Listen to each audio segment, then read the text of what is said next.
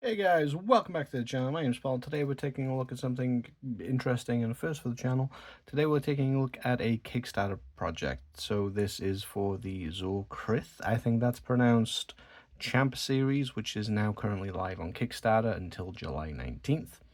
First of all, quick disclaimer, and probably more disclaimers than we are used to on the channel.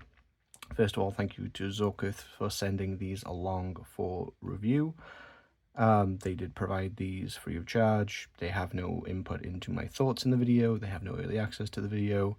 This is still all just me. They just provided these. However, there are some additional disclaimers that I need to add. First is this is a Kickstarter. If you haven't kickstarted a project before, there is an element more risk to it regarding getting your product compared to a normal purchase. I'm not saying anything about the brand themselves or if I don't think that they can deliver. This is just a standard thing with crowdfunding, and often you can experience, at the very least, shipping delays. I have backed a number of things on crowdfunding platforms myself. I think it's a great way, a great tool to bring things to market. However, there are risks, there are delays potentially involved, and I would be remiss if I didn't make you aware of that. And the final disclaimer is this will not be a full in-depth review. I'll be giving you a sense of things, I'll be giving you some thoughts on my general hands-on size comparisons, that kind of thing. However, these are 3 flashlights. Whilst they are similar, they are different models, and I frankly didn't have time to do a real review of all of them, right? As of the time I received these, just because shipping from China took longer than it normally does, to be honest, it just didn't leave me with enough time to do an in-depth process for each of these. However, they are similar enough that I do have some general thoughts, and I will go through some pros and cons as normal. Now let's jump into our size comparison. This is going to be tricky because we do have 3 flashlights. So this is an 18650 light, this is a 14500 light, which is similar in size pretty much to a AA, and this is an 18350. So let's go ahead and get our channel staples on here first of a 58 and 91mm Sasami knife. And then we'll get some batteries in here. So a AA, which is roughly what's going to be in this guy, and a AAA. We'll do a bit of a girth comparison. And yes, that did spin. And then the 18650 that's going to be in this guy.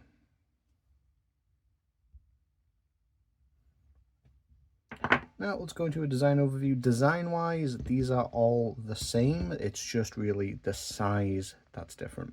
So for the sake of making things easy to see on camera, I'm going to go with the 18650 one just because it's larger and easier to see. So we have a kind of twisted design. This is aluminium. They do offer other materials, titanium, copper in the case of the 14500 model, as well as brass as an option for the 18650, I believe.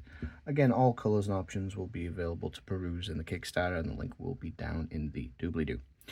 We do have these kind of vented looking holes, which I believe would probably take tritium very nicely if you want to bling this guy out.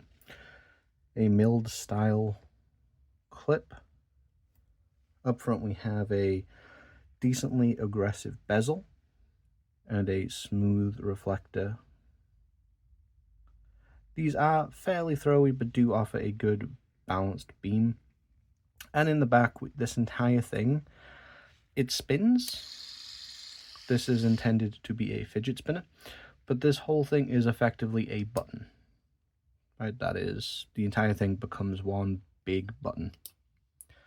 And finally, to actually access the cells in these, which is something I struggled with pre-production instructions, this is actually open from the front. So whilst you might think that this is a lens assembly or how you interchange the bezel, perhaps, this is actually how you open it. So you just gotta get into the crenulations, and you get this kind of whole front assembly. So contact spring, O-ring, and then our reflector, lens, emitter, driver are all contained in this front piece. And then inside we have the included cell, which we'll take a look at because they all do come with cells included. They're all these basically, manufacturer style cells. There's no real branding. There's some stamp on here, but there's obviously no graphics.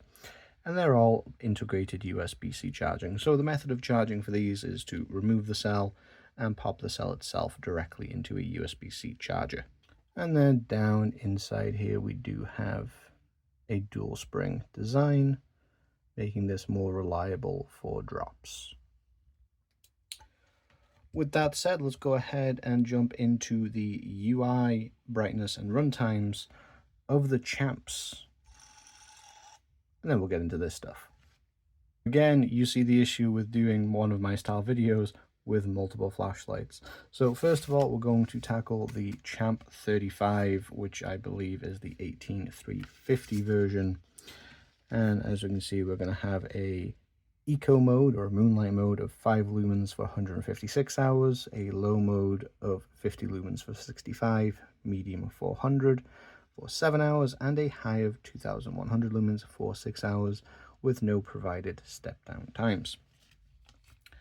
Going on over to the Champ 65, which is our 18650 light. We have an eco of 5 again for 283 hours, a low of 50 lumens for 65, a medium of 400 for 7 hours, and a high of 2100 for 6 hours. And then dropping down into our Champ 45, which is the 14500 guy. We're going to have a eco of 2 lumens for 185 hours, a low of 50 for 17.5, medium of 150 for 4.2 hours, and a high of 600 lumens for 3.5. Now, in terms of UI, they're all pretty similar. Now, this 14500 model here I have does have RGB included in it as well. I think RGB is an option for all of the models. I'm not entirely sure, to be honest, but the 14500 one here does have it included. So we'll go with this and then we'll just go through the difference in the UI as we come to it. For eco, we're going to press and hold, and that's going to give us our moonlight mode. When the flashlight's on, you can press and hold, and you have stepped. Double clicking will go into our RGB, and pressing and holding that will allow you to cycle through different colors and different various flashing modes. If you want to lock it out, then that is going to be 5 presses.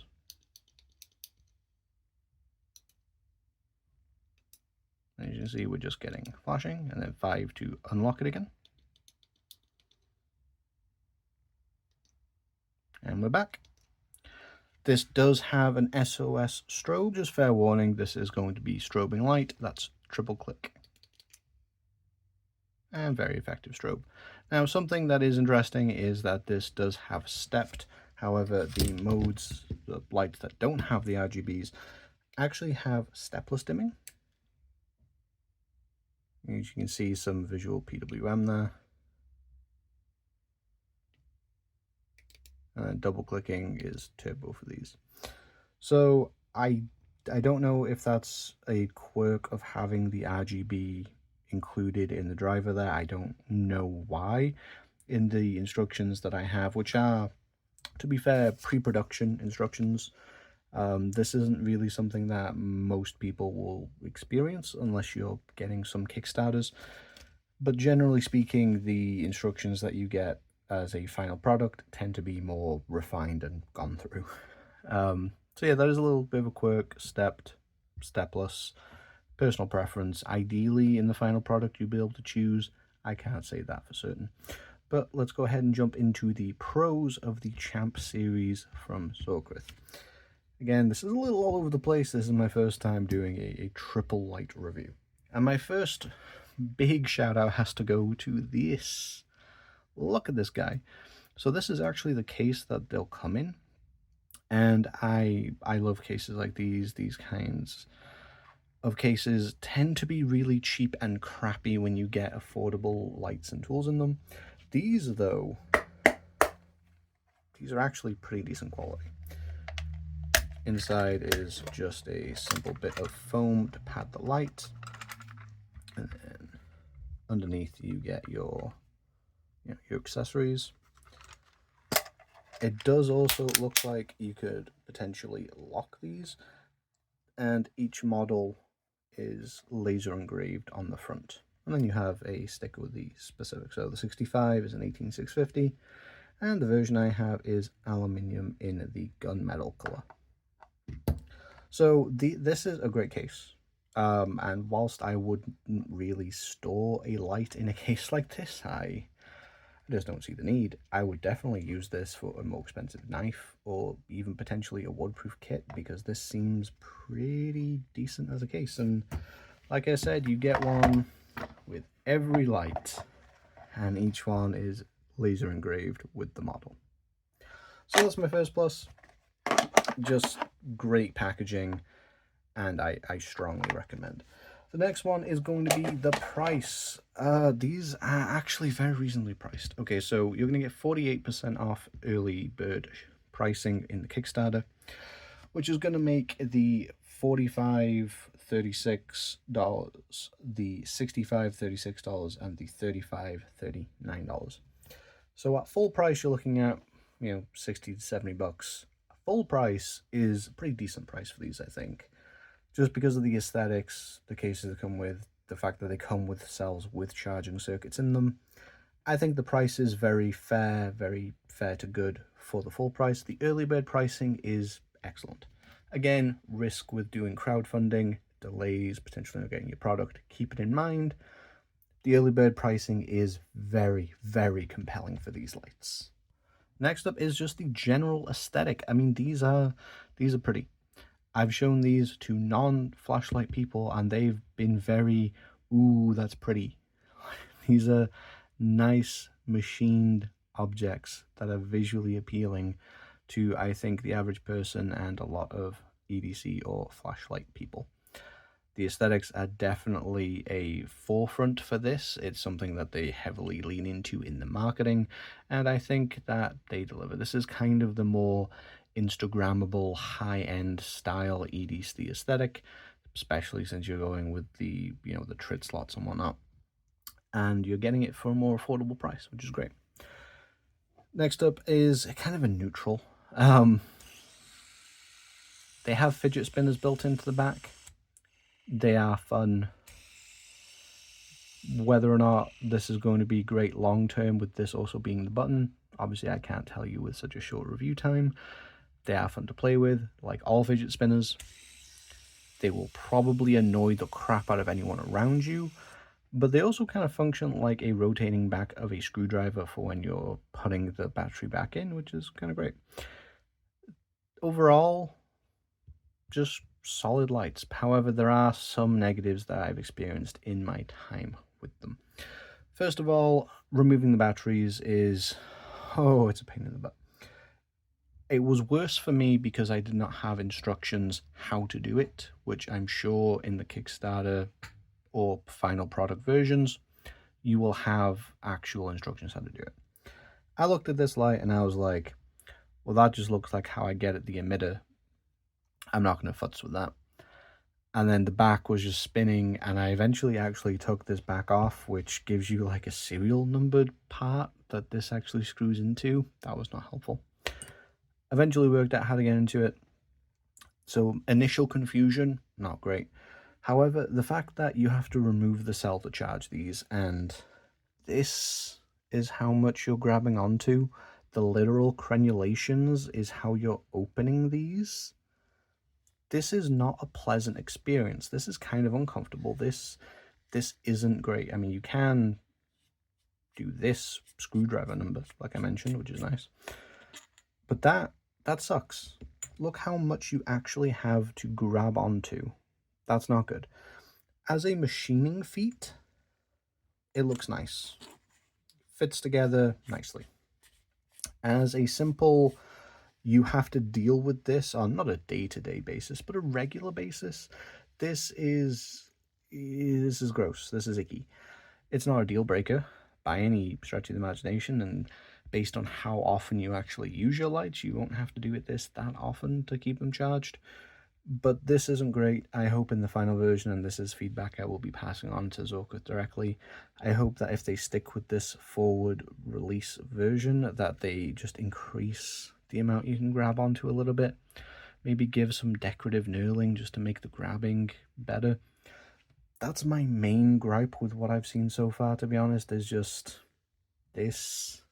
That said, the RGB version, I don't love the UI for it. It's very klutzy, very clumsy. It feels included mostly to target the kind of higher end flashlight enthusiast market, I'll be honest.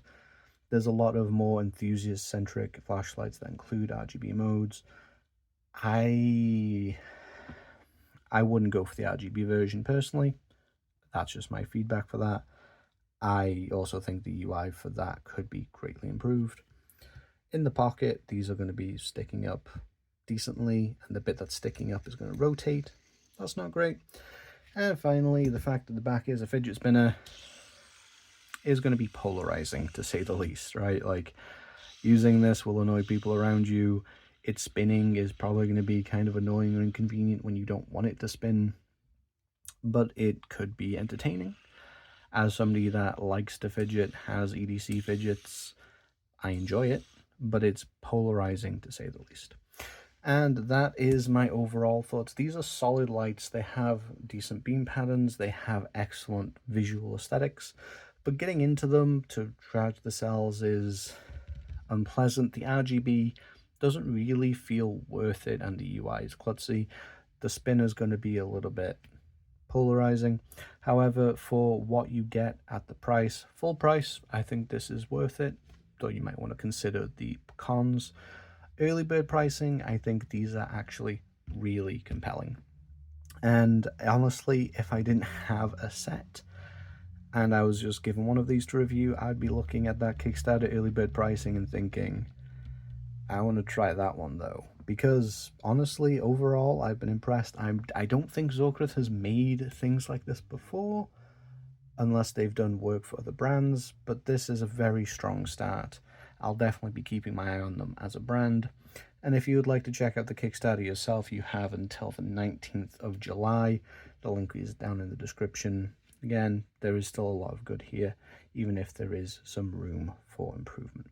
That's what I think. Let me know what you think down in the comments down below, and whilst you're down there, I'd appreciate a like and subscribe. It does greatly help the channel. If you would like to help some wild Kickstarter pursuits, then go ahead and join Patreon and Ko-fi to help support the channel, put some new things in front of the camera. Till next time, I've been Paul, this has been the Zorkryth Kickstarter, and I'll see you in the next video.